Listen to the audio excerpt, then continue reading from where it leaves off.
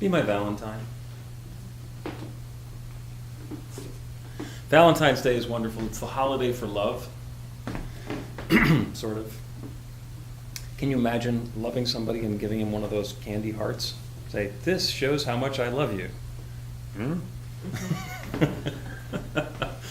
There's probably better ways to do it.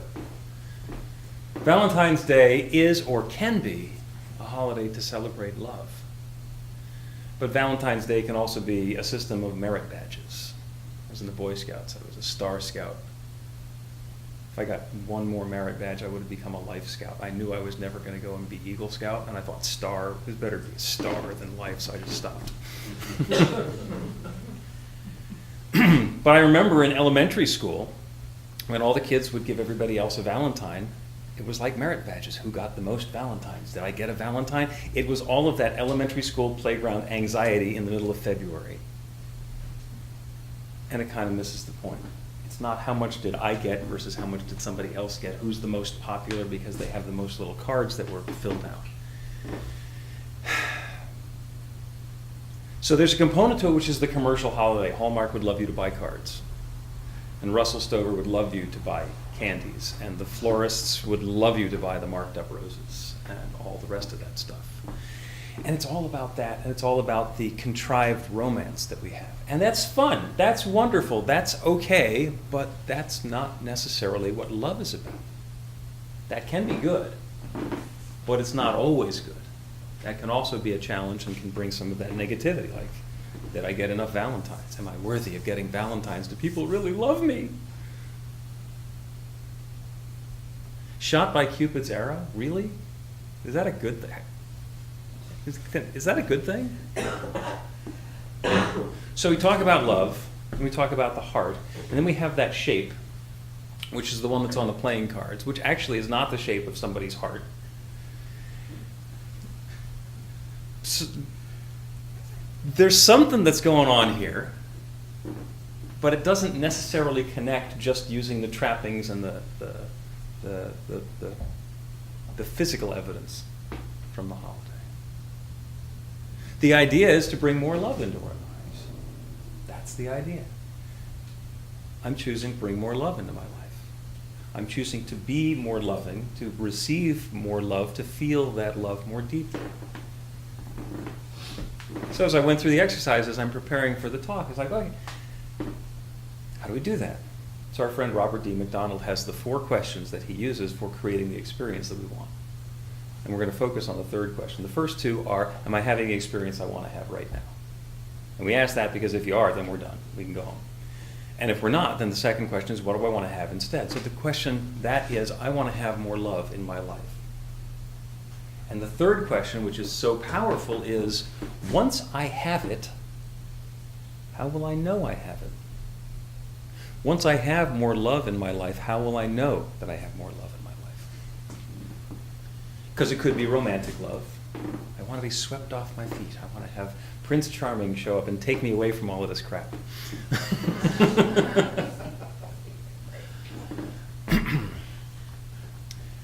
And that's active, and that's can be really obvious when it's showing up. That overwhelming romantic love, that lust, that passion, that I just can't get enough of this person, this activity, this whatever it is that's going on. That's wonderful. There's the love of our children. There's the love that shows up as spiritual awareness. Sometimes love shows up as being in nature. Everybody has something different. But the question to ask is, once I have more love in my life, if I'm opening myself up to more love, what's that going to look like? What's that going to feel like? How will I know that I have it? Because then we can know when we're having it and let that feed upon itself. If we're waiting for everything to be that over-the-top, passionate, lusty, I gotta go do this, I'm so in love, I'm crazy, stupid in love. Really crazy, stupid in love? I've seen people who are crazy, stupid in love, and that's a really good description. And if you want to do that, that's okay, but you need to acknowledge that that's what you're doing. We have that idea about unconditional love. That unconditional love, like in the reading, is this overwhelming burst of light. And every once in a while, I've gotten that feeling, that feeling of being connected and in unconditional love. And that's wonderful. It's an insight, it's an aha, it's a peak experience. It's a pivotal moment. But it's transient. It comes and it goes. It's there and it stays in my memory. The thing that occurred to me is that those passionate experiences, those overwhelming feelings of love, are dots. Unconditional love, if you think about it, it means the love that's always there. It's not conditioned upon an activity, upon being in a particular frame of mind. It's always there. So it's subtle. For the most part, it's very subtle, it's very quiet. And if we're not paying attention to it, we don't necessarily notice it. We're sitting, all of us, in this room together, and I'm talking and you're hearing me talking. That's not the only sound that's going on here. That might be what's captivating your attention right now, but there's other stuff that's going on. Unconditional love is the same way. It's the love that's there always. It's the love that's there at all times and in every moment. So I'm going to be quiet for just a second and listen to the other sounds that are in the room.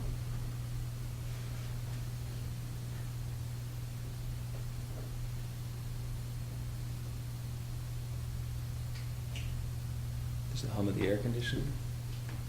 There's some birds that are outside. There's some traffic noise that's coming in from outside.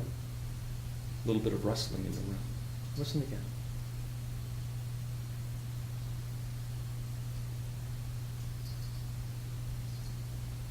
It's in those quiet moments when we can open ourselves up to the unconditional love that's always there. Because the one thing that we know for sure is that we are loved by our Creator. Whatever it is, whatever name you use, whatever story you have about how all of this came into experience, even if it's just a big coincidence, I am part of this big coincidence, and I am here being uniquely me because this confluence of events brought me here. The moment that I'm in is a gift, and everything that's going on is part of that same gift. If you believe in God, the creative force, and unconditional love like that, then it's even easier. But even if you don't, it's there. So the opportunity is to let that still, small voice speak to us. To let the infinite, when we get really quiet, that's what meditation is for. Just to get really quiet and let the universe, let the infinite say, I love you. And listen to it. And hear it. Be there for the baseline. Because the stuff that's not that unconditional love is all conditional. It's a story about a young woman who was having some challenges in her relationship. So she went over to her mom's house and she started bitching. I'm sorry, she started expressing herself.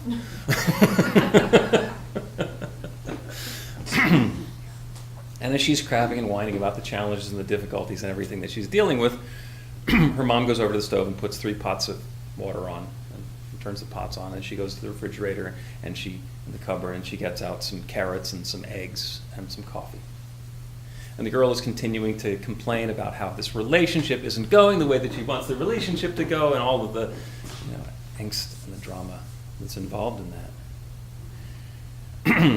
And mom takes some carrots and puts them in one of the pots of boiling water, and she takes an egg and she puts it in another pot of boiling water, and she takes some coffee and she puts it in a third pot of boiling water. And the girl thinks mom's just making lunch while she's listening to my exceedingly interesting story. And after a few minutes, her mother, who's been listening patiently, takes the coffee and the eggs and the carrots and puts them in front of her daughter. And she says, "What do you see?" Her daughter says, "Carrots and eggs and coffee." And mom explains that the boiling water is a challenging environment. It is a different and extreme environment, and it's not where those things are normally existing. And what happened was the carrots, these nice, fresh, orange carrots, went into the water, and they softened up. And they went limp, and they lost their color and their vibrancy and their firmness. And that's what happened to them in that environment. And the eggs hardened. They became hard all the way through. They had been this delicate center with a protective shell around it, and in boiling water, they became hardened to the environment. The coffee changed the water.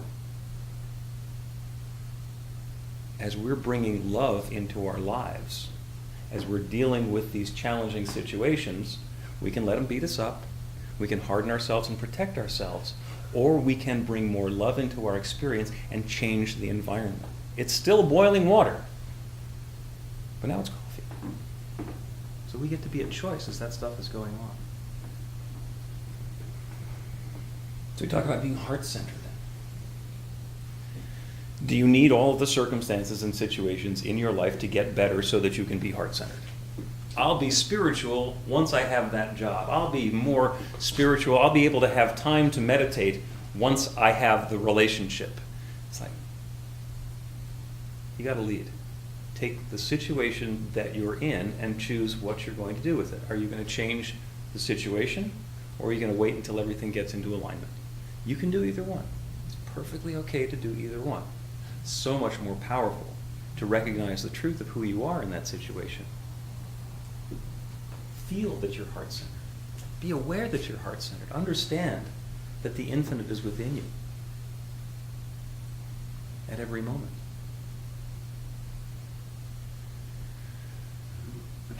We're going to do something a little later called a wisdom share, where everybody else is going to get a chance to either share something or ask a question. You don't have to, so a couple of us will get a chance to do that. But the idea is, we're all in this together. We're creating the environment together. We are in either the boiling water, or lying on the beach, or wherever we are in our lives, with the opportunity to make that choice. What are we going to create now? What are we going to do next?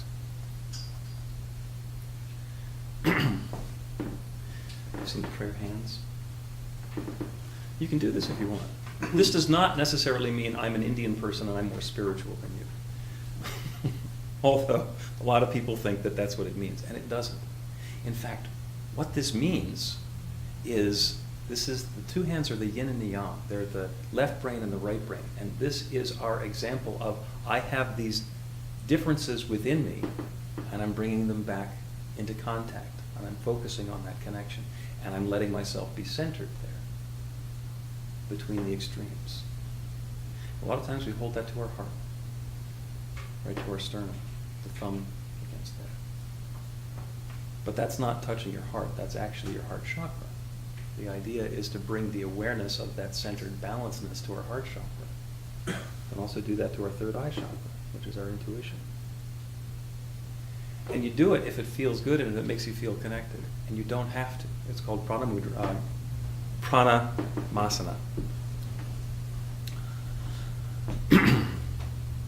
And if you feel good doing that, then do it. And if you feel good doing something else, then do that. Just be aware that you can bring yourself to your heart center at any moment. That's an opportunity, it's an invitation. And it's not a command. You can or not. If you want to be more centered and more filled with love, the universe says yes, and we'll do something either grandiose or very subtle to make that happen. And if you say, nah, forget it, the universe will say, yes. And you will continue to have whatever experience it is that you're choosing to have. So your homework for this week, as we run up to Valentine's Day, which is next Saturday. Oh my goodness, it's Saturday Valentine's Day. Make your dinner reservations now. The two questions you want to ask yourself is, where do I see love? And how am I love?